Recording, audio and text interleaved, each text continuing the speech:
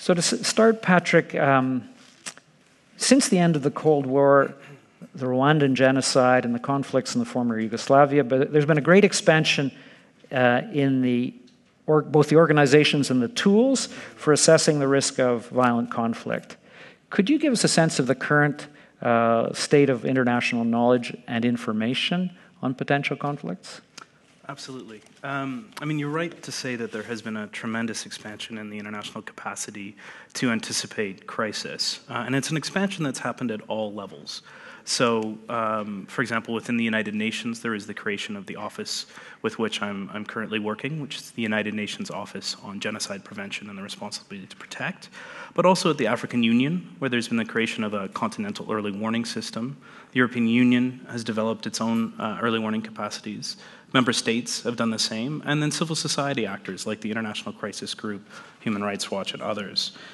So what we have now is a real breadth of tools available for trying to anticipate crisis. And this is a very important step forward. I mean, we've gone from having unreliable and sometimes inadequate and inequitably distributed information about crisis to now a much better coverage. But I think it's also fair to say that growth in capacity has not always yielded what we might hope for in terms of action. And we've encountered a number of new challenges. One is intimately related with the growth of early warning itself. So now the question is, with the glut of information available, how do we find the signal in the noise? How do we piece through the various different sources of information, the different data, and really determine when we found information that requires an alert or a warning to be issued?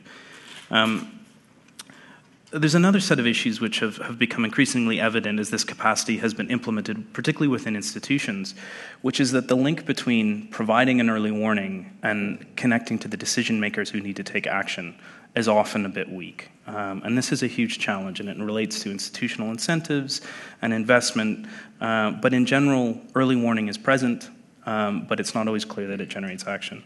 And then finally, I think we can say that there's been a tremendous growth in tools, but not all those tools are coordinated. So it's difficult to share information, difficult to share analysis between different institutions. So there's a bit of inefficiency built into the global system for anticipating early warning of conflict.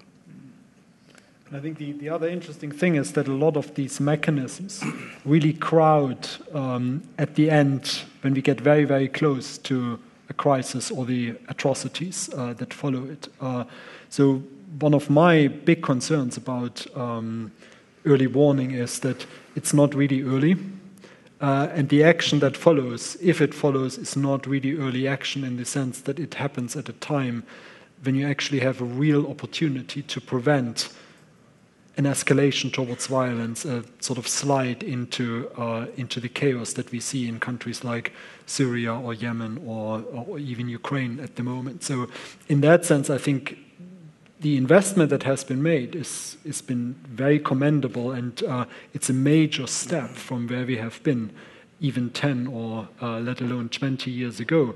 But I think it's been a very sort of one-sided investment in sort of early warning mechanisms close to the crisis point, rather than thinking much more strategically ahead at a further upstream point where we might be able to identify countries that are generally at risk because they exhibit certain structural factors, for example, but where it wouldn't be too late actually to shape or change certain trajectories. Whereas, I mean, if we are talking early warning, there wasn't really a lot of time to do anything about Syria, even if there had been options on the table, because it was just such a quick escalation.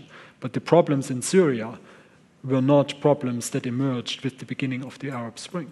I mean, we have known about the deficiencies and pathologies of the Syrian system, if you want, for many, many years. But nothing was done. And you can sort of point to a lot of other cases where it wasn't for lack of knowledge that there could potentially be a problem or for lack of options available to do something. It was just not where the focus was. The focus is always on the current crisis or maybe the next crisis, but very rarely ever sort of with a really strategic sense of what to do to prevent countries from going down a negative trajectory. And I think that's the real missing part in the early warning system at the moment that we still have, that looks at the genuinely early upstream prevention of pluralism failures, breakdowns, genocides. I mean, there's a whole raft of rather unhappy terms that you can associate with the problem that we are trying to address. Do you think that countries might be more receptive to intervention, help, pressure, offers from the international community or from organizations like the Global Center at an early stage when things have not deteriorated to the point of imminent conflict? I think there's a couple of things to that. Generally, the answer would be yes. What's also important is that early action, in a sort of truly early sense of the word, gives you just so many more options. It gives you so much more time to actually do things. It's also a less threatening situation for the countries themselves. I mean, if you are faced as a regime or as an opposition with potentially a very bad civil war, where your own survival might be at stake, sort of your ability to think bold, to think strategically is much more limited. But I also think what is important to bear in mind that is if you act much, much earlier, there is less at stake for the individual actors. So compromises and potentially concessions are still possible with less of a threat to yourself, to lose your face, to lose your job, to lose your chance to be re-elected. So I think from that perspective, there's a lot of opportunity that a much earlier intervention, and I don't mean intervention sort of in the sense that we go in there and tell them what they really should be doing, following the whatever the Canadian model or the British model or the EU model or anything like that, but really in the sense that there could still be a genuinely constructive engagement that actually sort of demonstrates choices that can be made, choices that may not be threatening. Using pluralism or inclusion, exclusion as a term is maybe less controversial than talking about democracy or talking about human rights. Mm-hmm. But you can still have a proper normative commitment to some of these principles.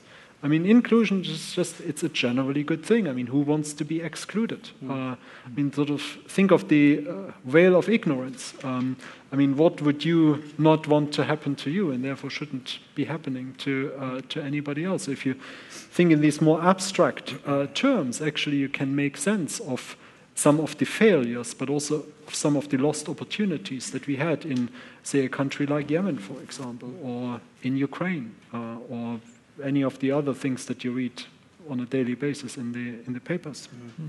I think, I mean, I agree entirely with that, and I think the important point is that earlier prevention it's smart policy, but it's also a smart investment as well. The kinds of engagement that you can have in an early stage before latent risk escalates into crisis is much cheaper, frankly. And that's really important at a time when the international community is struggling to deal with a host of crises. I mean, the peacekeeping budget for the United Nations at the moment is $8.5 billion. There's 120,000 peacekeeping personnel in the field. So there's an urgent need to rebalance some of this investment and to prevent the international community from having to use tools that are more expensive, that are less effective, and that raise greater political consequences as we move forward. It's a huge challenge, and I think part of the challenge in the early warning space is being willing to engage when you understand that there are general risks present in a country, but before those risks manifest into a specific crisis. So Nigeria is a great example of this. Poverty rates in northern Nigeria, so the percentage of the population in northern Nigeria living under the poverty line is 72%. In southern Nigeria, it's 27%. So that tells you that there have been persistent inequalities within the country.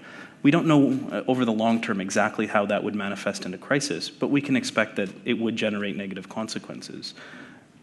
Now we face Boko Haram. Fighting Boko Haram is a very difficult and very different type of policy problem than necessarily trying to help address some of the persistent inequalities in Nigeria. And on top of that, early intervention also limits the opportunities for opportunistic actors to capitalize on an impending crisis. And I mean, these might be actors from the outside. And if you think of Yemen, for example, I mean, whether it's the Iranians, whether it's the Saudis, whether it's Al-Qaeda type organizations. If you look at Ukraine, I mean, clearly Russia has drawn benefit from the crisis as it developed. But that's not to say that there wasn't a problem in Ukraine. And just because Mr. Putin says Russian speakers or ethnic Russians have been discriminated against doesn't mean it's not true. I mean, I've had long-standing relationships with both Donetsk and with Crimea, mostly sort of academic exchanges, a little bit of work with EU and NATO.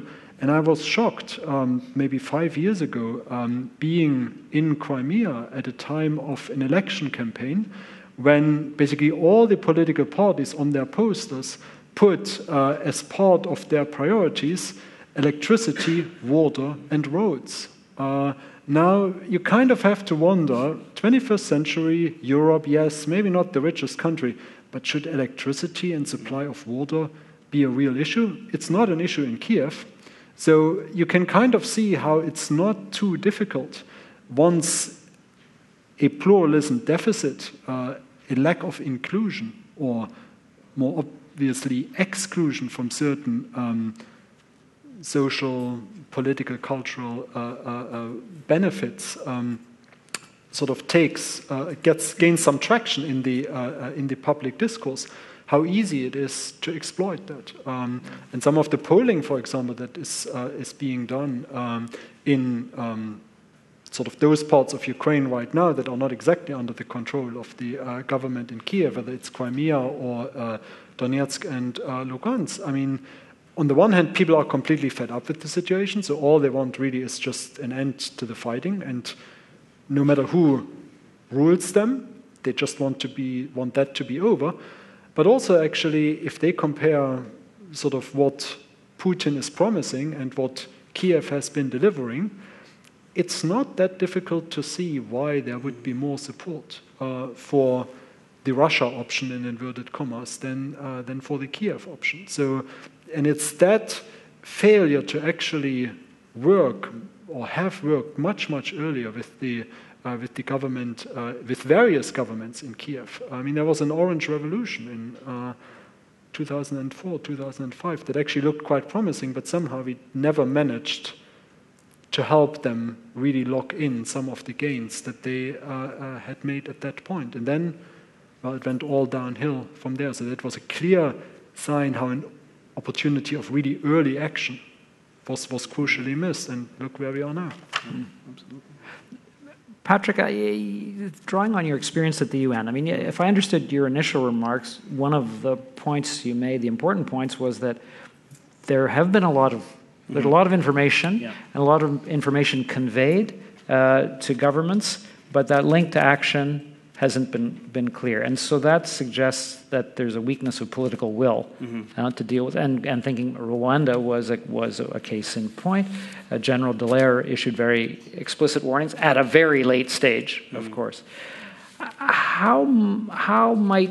It's one thing for an organization like the Global Center for Pluralism to think about how it could approach both governments and civil society early on and suggest that information and knowledge from elsewhere could be deployed for their benefit. But how to make the case to those governments who are now, in effect, failing to address many crises effectively, that they should also put energies into this kind of early engagement and dissuasive activity that you two are suggesting?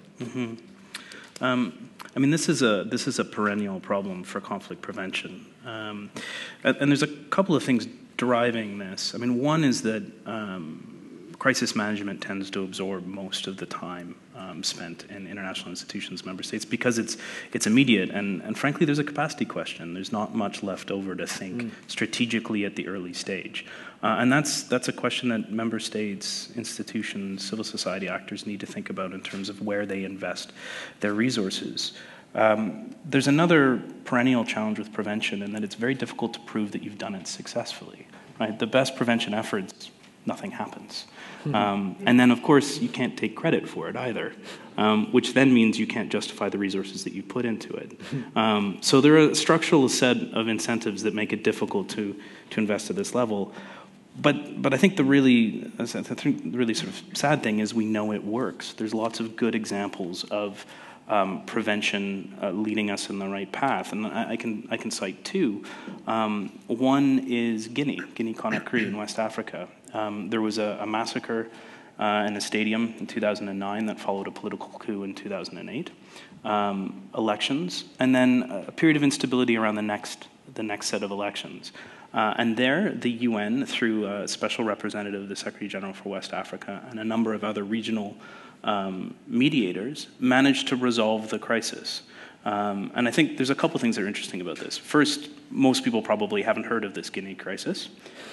Second, it didn't cost very much to do it. And third, one of the reasons why, in particular, this special representative was so effective was because he was permanently based in the region. And prior to this engagement, there had been questions in the UN about whether spending money to place somebody permanently in West Africa was a good use of funds. And it turns out that it certainly was. We also have examples of societies that have decided on their own to sort of adjust their trajectories to ensure that they build their own resilience to these sorts of threats and that they manage patterns of inclusion and exclusion. And Ghana is a very good example, again, in West Africa, where they've built a national peace council that operates at the national, the regional, and the district levels. It includes participation from various different religious groups, from traditional leaders, and it's active throughout the society. And what that has enabled Ghana to do is successfully move through several very heavily contested elections that were won within several percentage points. And that's a huge accomplishment. So we have stories, we have examples, we know this works, but we need to find a way to generate more investment, and we probably need some visionary leadership, whether from a philanthropic foundation or a political leader who's willing to put money forward in a way that we know in general works, but in specific cases it's very hard to prove up front that it will deliver. Thank you. Now, Stefan, you're an expert on ethnic conflicts and on their resolution. The head of the International Crisis Group, Jean-Marie Guéhenno, has observed that exclusion is a driver in many of today's wars, but it's not the only cause of conflict. So what difference does a pluralism perspective make to anticipating crises and breakdown in society, do you think? Well, I think the really important point here is to state very clearly that a pluralism perspective cannot and should not be seen as either the magic wand or the magic bullet that sort of resolves all our ills.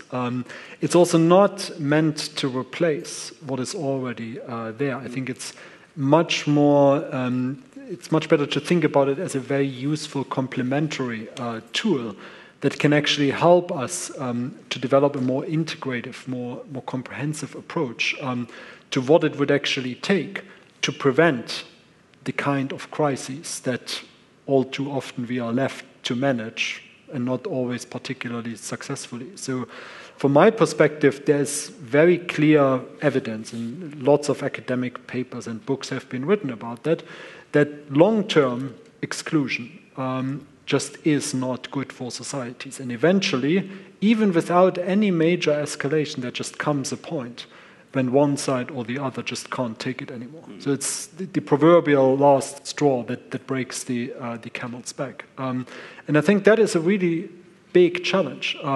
So you can go on in a society for years on end where elections are constantly rigged and the losing side puts up with it. But at some point, they stop putting up with it. And it's very, very difficult to predict when that might be the case.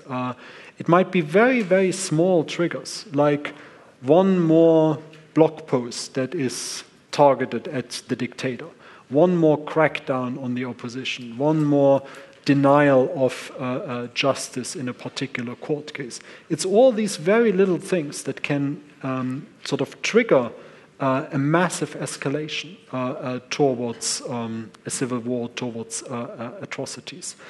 But the point about the pluralism lens is actually to make sure that we don't get to a situation where the situation is, where the whole country is so volatile that it just takes one small spark to blow it up.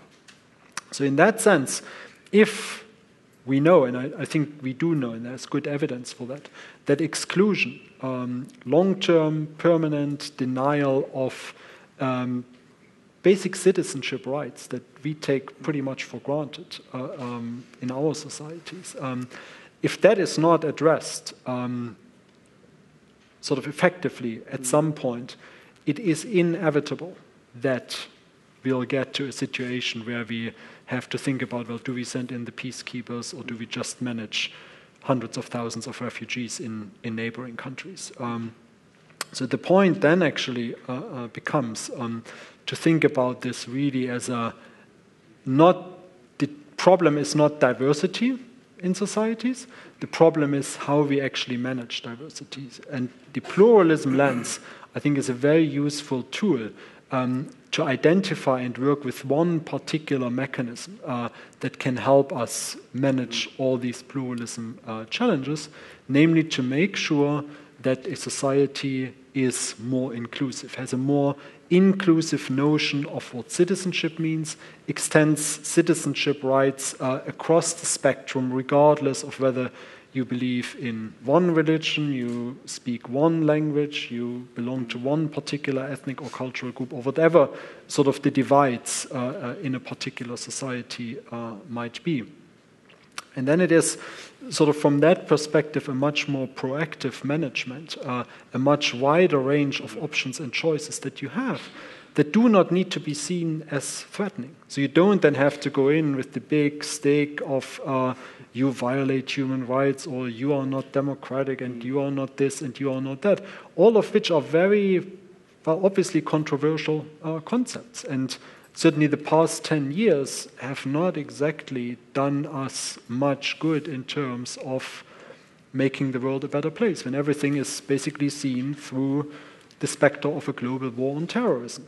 And that does not help with managing pluralism challenges in countries that, for one reason or another, may just not want to embrace or not be able or willing to embrace some of the concepts that we think are very important. But pluralism then actually gives us an opportunity to still have a normative commitment to something that is intuitively a good thing, inclusion, or to be against something that is not good, exclusion. So I think in that sense we have a quite valuable, almost terminological tool at our hands here that can be much more inclusive, so no pun intended here, in terms of what we can do with it and who we can engage with on the basis of talking about inclusion and exclusion rather than democracy, human rights, justice, rule of law, and so on and so forth. None of which are bad things. I'm not against any of these. So let's just be clear here. We are on the record. So I'm not against any of that, but I think there are sometimes situations where sort of more gradual, incremental approach actually has much better effects and certainly lets us avoid some of the disastrous outcomes that you have when you try to impose regime change on a country because you think you know best and everybody should have the American presidential system.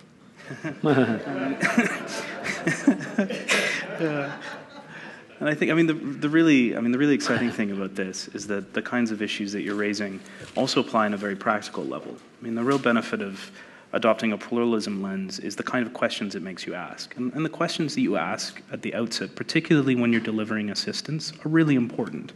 And frankly, systematically, the experience in our office in the UN is that these questions aren't always being asked. How does a particular project either reinforce inclusion or exacerbate exclusion. It's not systematically asked at the moment. And there's a positive and negative side to this. The positive side is we could probably be doing more with the existing resources and tools we have to address some of these persistent patterns of exclusion. The negative side is occasionally we inadvertently cause harm. This is the development principle of do no harm. I was speaking to a former resident coordinator, so head of the UNDP in Sri Lanka, who was talking about how infrastructure programs in the 60s and 70s inadvertently exacerbated tensions in Sri Lanka. So we need to be aware of these dynamics if we're to avoid actually making it more difficult for societies. And then the point, Stefan, that you raise about inclusion and exclusion being a conversation, a way of framing a dialogue that is more open is, I think, incredibly important. We find in our office, arriving at an airport in a country with prevention of genocide in the title or on your business card makes you very unpopular. It's hard to have a conversation about genocide somewhere, and that applies everywhere. So this is a lens that brings people around a common set of challenges rather than creating a confrontational conversation between elites and others who might be excluded. But thinking, Patrick, on that point, Stefan, you've argued the importance of local leaders in addressing any of these, and you've said structural factors in society, to what extent it does include and accommodate difference, triggers of conflict.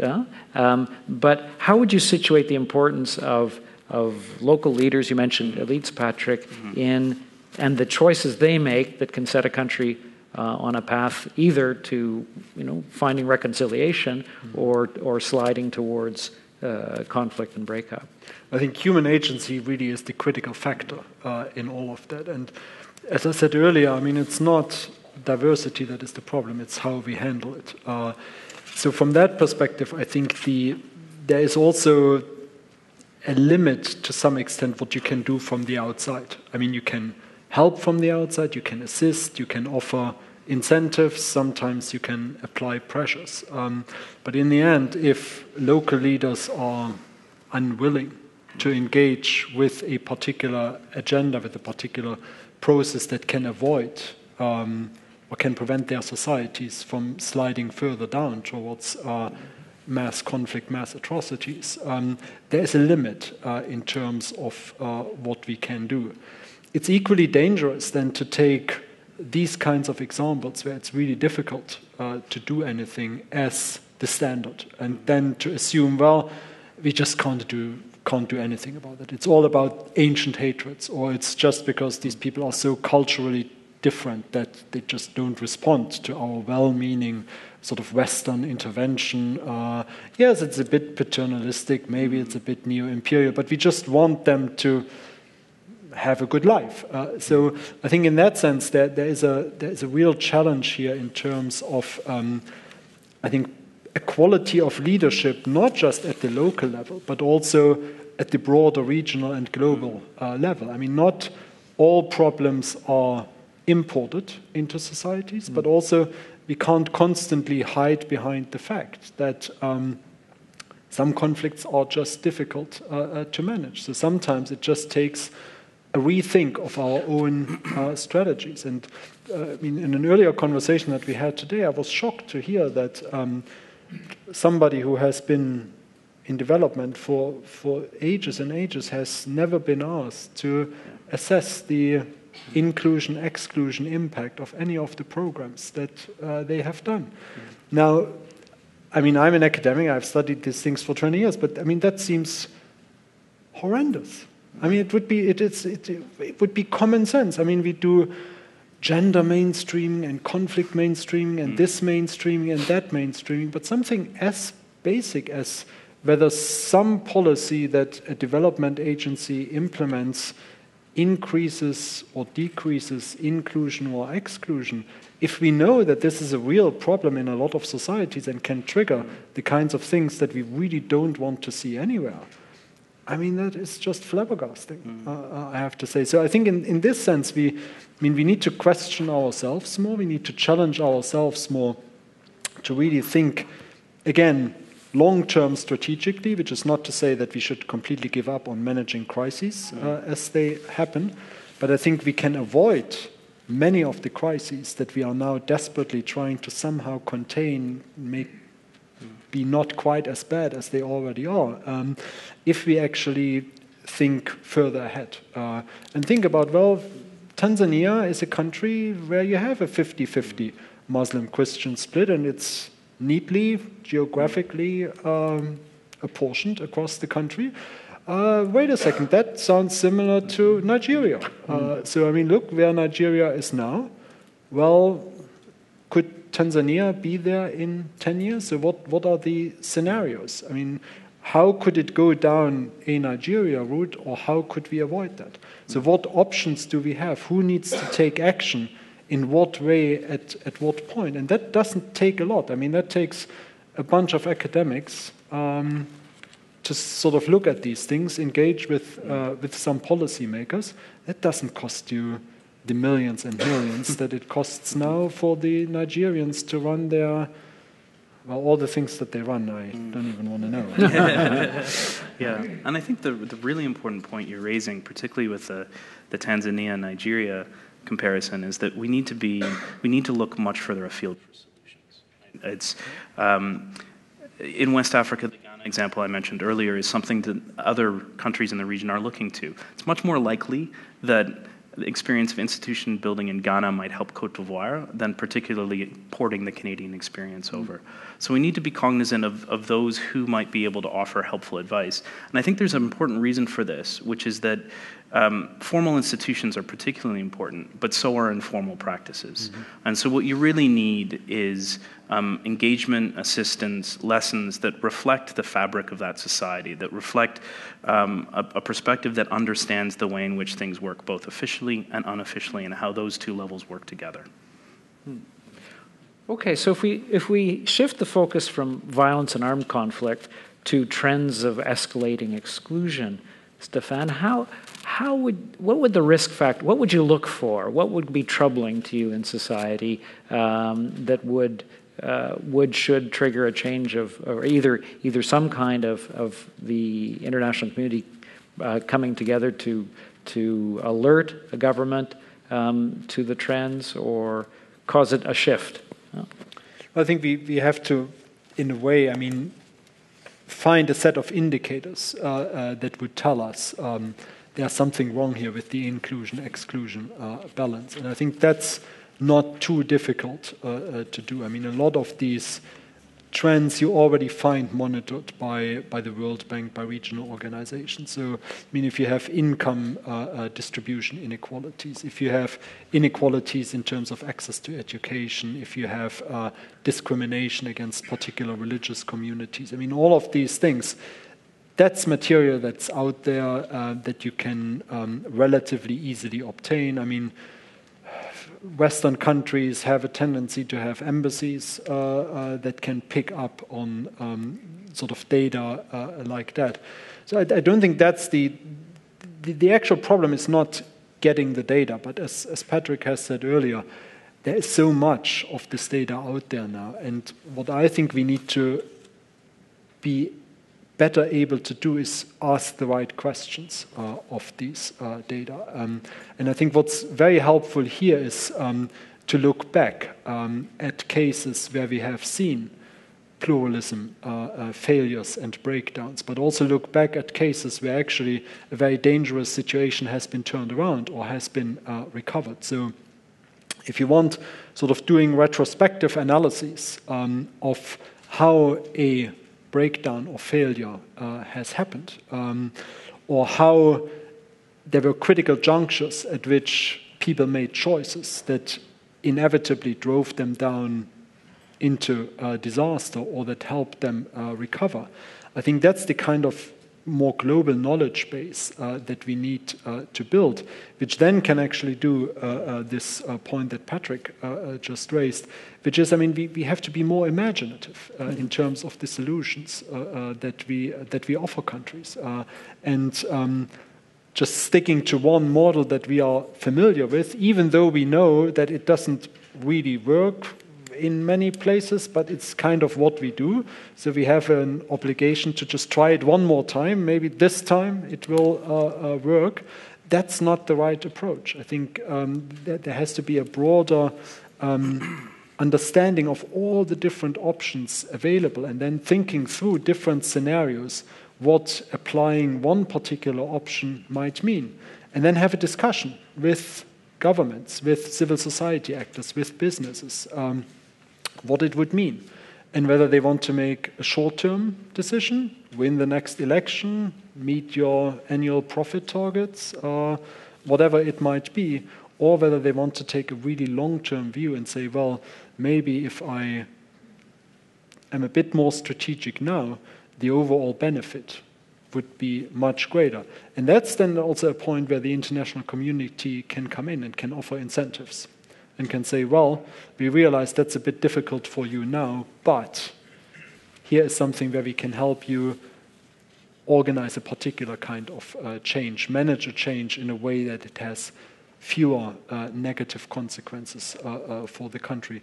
Or put pressure on people and say, well, if you don't do this, then we have our ways and means to make life more difficult for you. And both of these have a place in the, if you want, in the toolkit that international regional actors and organizations should apply.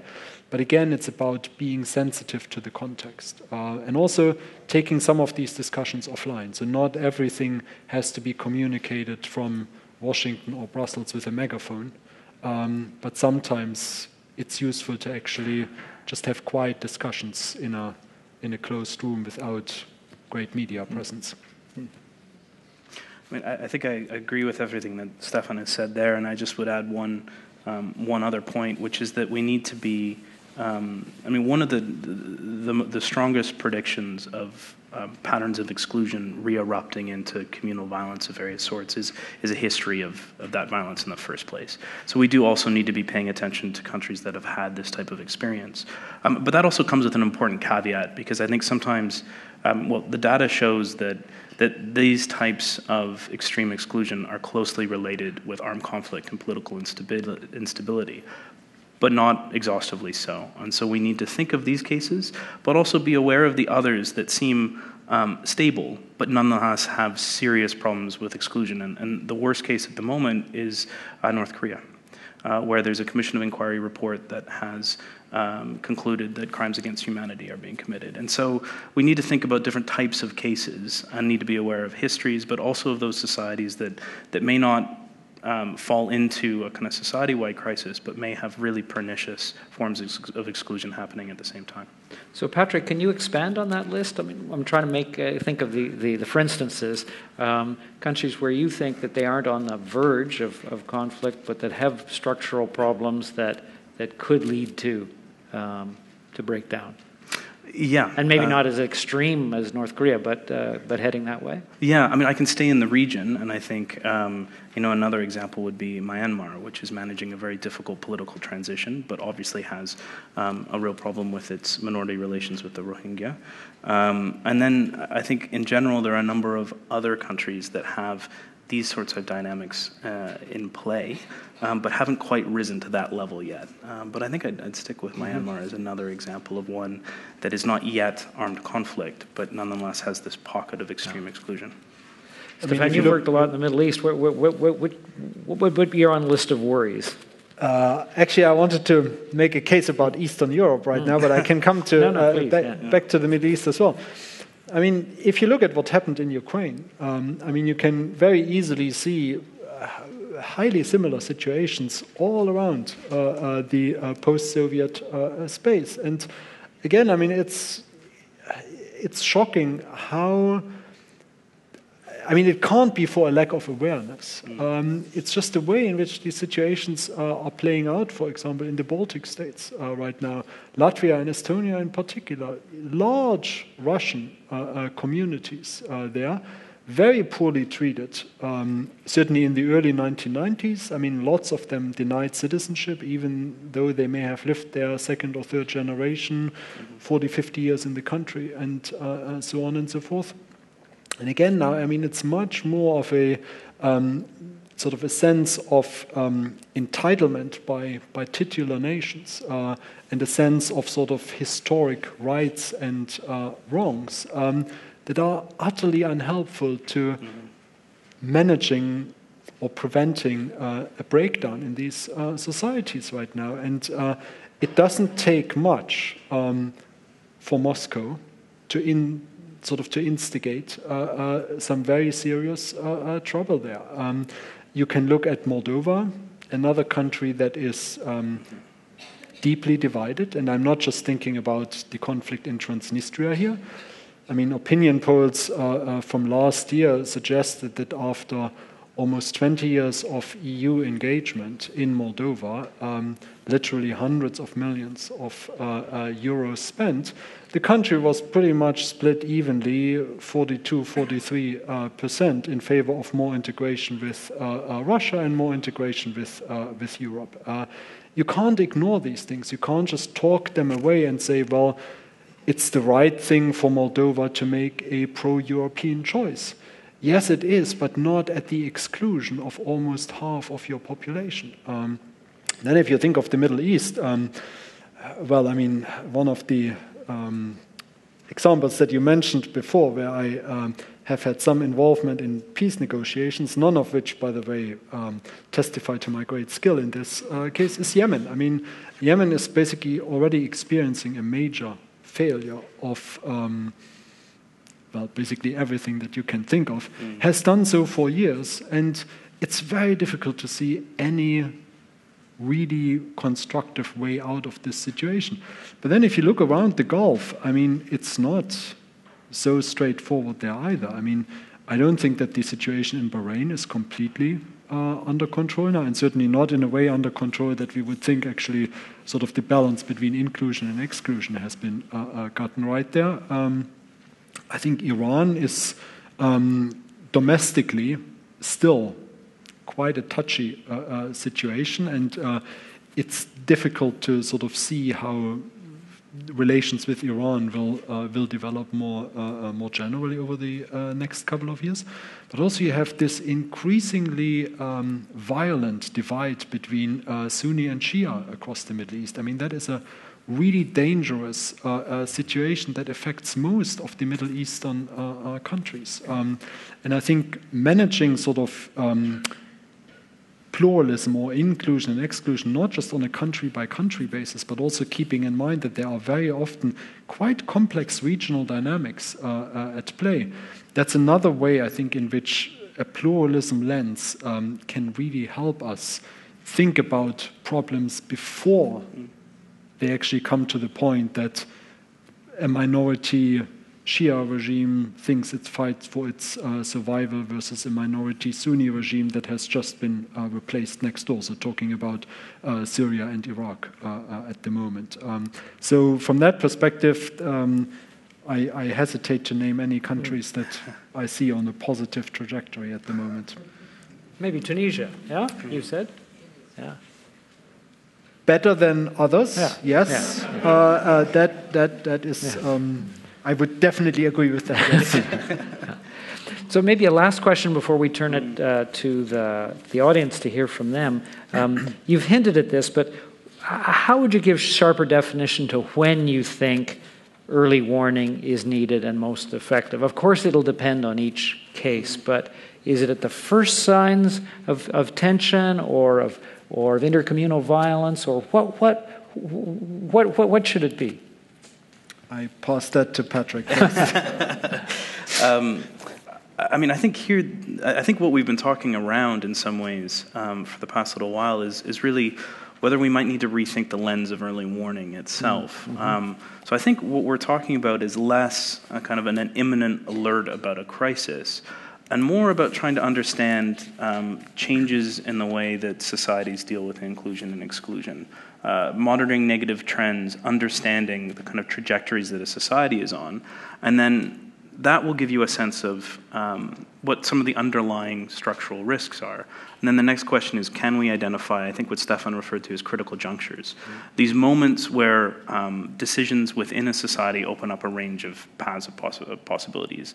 And we generally know what these kinds of critical junctures look like. I mean, shifts in balance of power and the distribution of resources in the society. Sudden shifts in a regime are a very obvious way of understanding this. And so I think what we are talking about in pluralism terms at this upstream level is something that is quite different than the sort of technical project of early warning. And I think that's important because I think that's where there is added value that will help drive forward some of the ways in which we use the existing tools we have.